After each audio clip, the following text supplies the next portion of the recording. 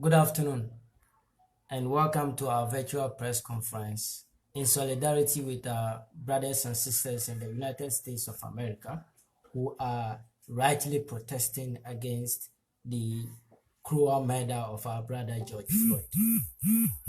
We've all seen the shock in which the world has been thrown because of the gruesome murder of brother George Floyd. We would like to pay respect to our brother and all brothers and sisters who have fallen victim to this wicked system. We condemn in no uncertain terms the brutal murder of George Floyd by the police officers. Brother George Floyd only went into a shop to buy certain items, and the shop owners suspected that he had signed a bad check, a fake check, and called the police on him.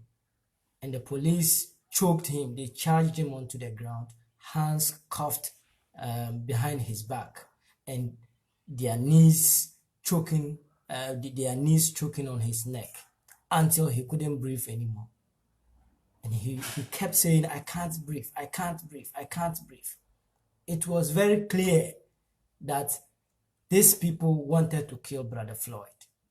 And lo and behold, they killed him. Our respect to his life. We condemn in no uncertain terms this brutal murder. We give our support and solidarity to the people on the streets protesting for justice. They are the heroes and heroines of the people, sending the strong message that Black Lives Matter. Our thoughts are with the family of George Floyd and the larger Black community in the US. We want you to know that we are with you, and we will be with you until truth wins over lies, love over hatred, justice over racism and bigotry, respect and dignity over humiliation, defilement, rape, and murder. We condemn the silence of African leaders on this murder in particular, and the persistent racist attacks against Black people in the United States in general. It is important to remember that the George Floyd incident is not an isolated event. It is reflective of the system that has suffocated Black people across the world for centuries. And it is not just in America. In China, our brothers and sisters continue to suffer racist harassment. African leaders have been engaging in oppression of our people in mainland Africa, economically, politically, culturally, etc.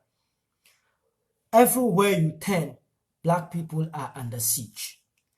But our oppression continues simply because we are disunited and therefore weak. United, we could be the greatest force for good on earth. We call for unity to confront all oppression of Black people everywhere, east, west, north, or south.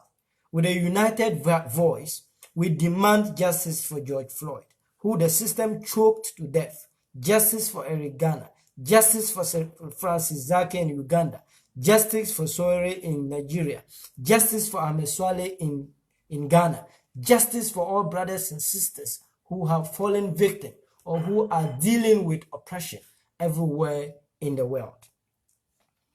Obama came here in 2009 and said that Africa needed strong men, not strong institutions. But where are America's strong institutions when a strong man in the White House sends an army to kill protesters?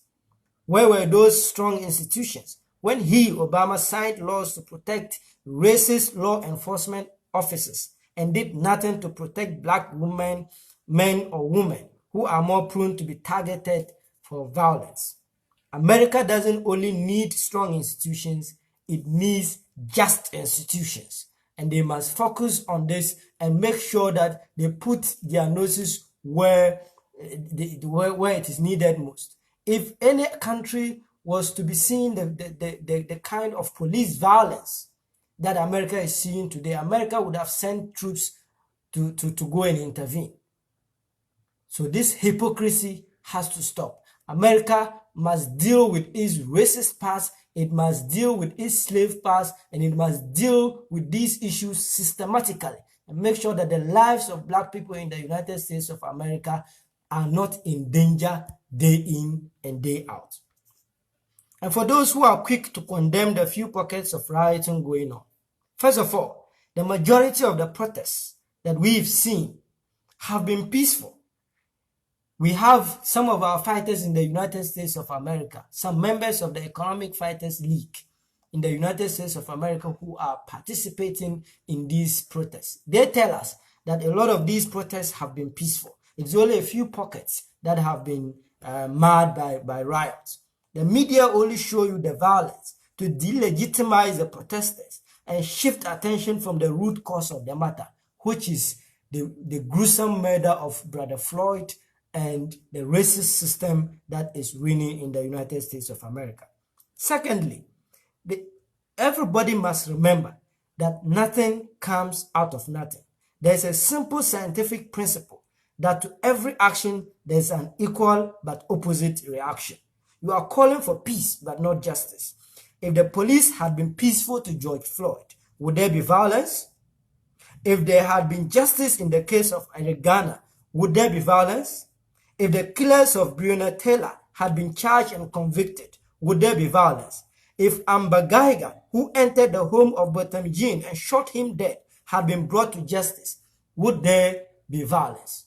If our people were not facing decades and centuries of racist attacks and harassments, defilement and murder, would there be violence?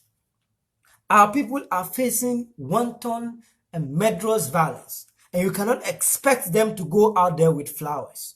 Racism is violence. Police brutality is violence.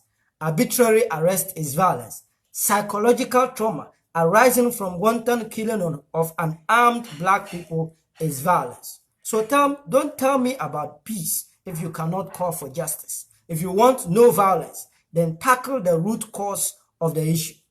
Let our people breathe in America. Let our people breathe in Europe. Let our people breathe in Asia.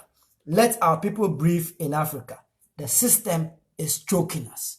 Thank you very much. The Economic Fighters League stands with our brothers and sisters in America. We stand with our brothers and sisters in Europe. We stand with our brothers and sisters in Asia. We stand with our brothers and sisters in the Arab world who are battling racist oppression and humiliation.